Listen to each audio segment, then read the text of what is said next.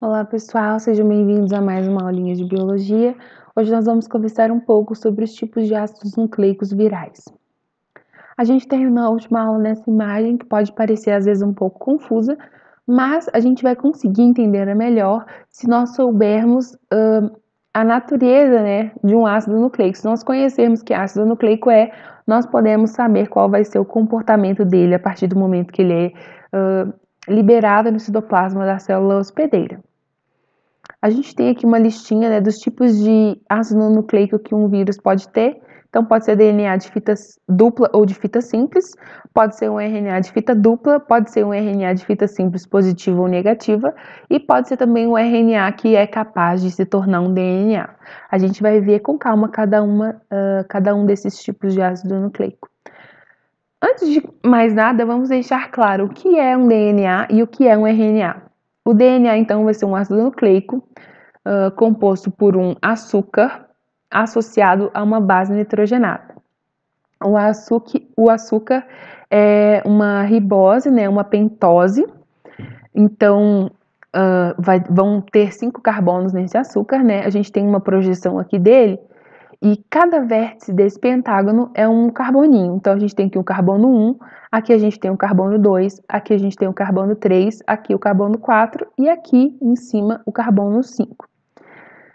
No carbono 2, a gente tinha anteriormente um OH, uma hidroxila, só que o açúcar do DNA, ele perde esse oxigênio, ele fica só com o hidrogênio. Por isso que a gente chama esse açúcar de desoxirribose, uma ribose que perdeu o oxigênio, tá? No carbono 2. No carbono 3, ele permanece com uma hidroxila. Isso aqui é bem importante para a gente sinalizar qual que é a extremidade 5' e qual que é a extremidade 3'. A extremidade 3', então, ela tem um OH, uma pontinha com uma hidroxila. Aqui a gente tem o carbono 4 e o carbono 5 vai ser o carbono que vai ligar um açúcar ao outro através do fosfato, tá? Então, a gente tem aqui uma outra perspectiva, tá? Eu tô aqui com o meu carbono 5, que vai ser a minha extremidade 5', ligado a uma molécula de fosfato, que vai ligar esse açúcar ao açúcar seguinte. Então, a molequinha de fosfato, ela liga o carbono 5 de um açúcar ao carbono 3 do outro. Então, ela vai ligar esse carboninho aqui à hidroxila, aqui, ó, essa hidroxila aqui de baixo do carbono 3. Então, é sempre assim. Eu ligo o carbono 5 com o carbono 3 através de uma molécula de fosfato.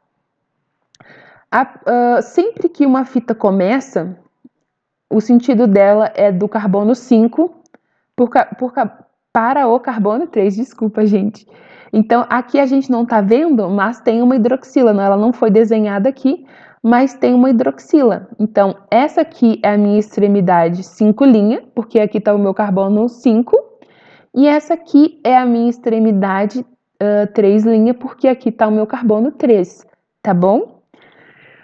Isso é importante para depois a gente dizer qual fita é positiva, qual é a negativa. Aqui a gente tem a base nitrogenada, que pode ser a guanina, a timina, a citosina ou a adenina, e elas se ligam a outra base nitrogenada por pontes de hidrogênio. Então, essas barrinhas que a gente vê aqui são as pontes de hidrogênio ligando uma fita a outra.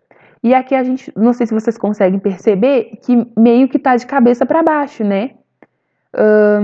Por quê? Uma fita, ela é positiva, ela é para cima, vamos dizer assim, e ela começa da extremidade 5', e para se encaixar direitinho, a outra de cabeça para baixo, ela vai ter aqui, ó, a sua extremidade 3', e aqui a sua extremidade 5'. Então, essa é a fita positiva, e essa aqui é a sua fita complementar, que tá aqui de cabeça para baixo. Então, essa é a fita positiva porque ela tem o 5' para o 3', e essa é a fita negativa porque ela tem o 3' para o 5'. O sentido positivo sempre é do 5 para o 3, tá?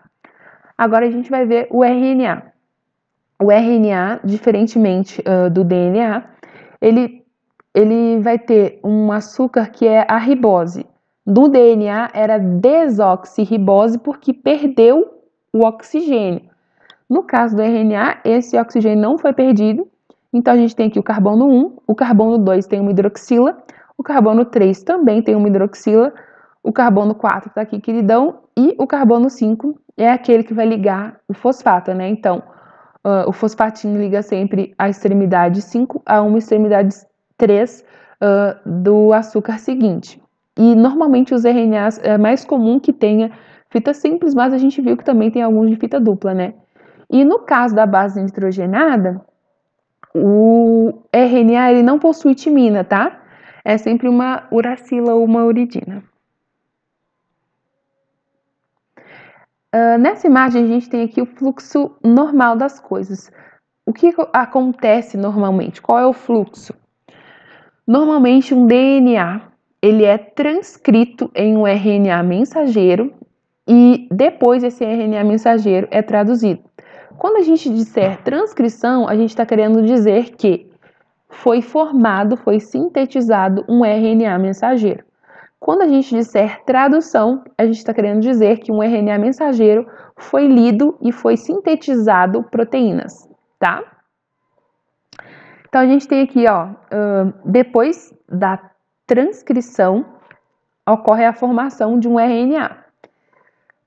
Na extremidade, depois que esse RNA ele é produzido, né, ele precisa ser editado para depois ser transcrito. Então aqui é só uma imagenzinha, né, umas informações adicionais para vocês, isso aqui não cai em prova, normalmente não aparece, mas só para vocês compreenderem. Na extremidade 5, que é a extremidade positiva dele, ele vai receber uma capinha, assim, a gente brinca que é um chapéuzinho, né, um cap, na extremidade 5, e na extremidade 3 ele vai receber uma cauda poli-A, que tem várias adeninas.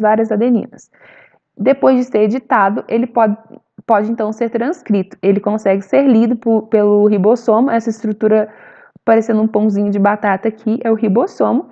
O RNA passa por dentro dele e à medida que ele vai sendo lido, né, a cada 3 bases, ele vai sendo lido como um códon e cada códon representa um aminoácido. Então ele leu aqui, isso é uma glicina, ele vai lá e adiciona o RNA transportador, traz uma glicina e coloca aqui.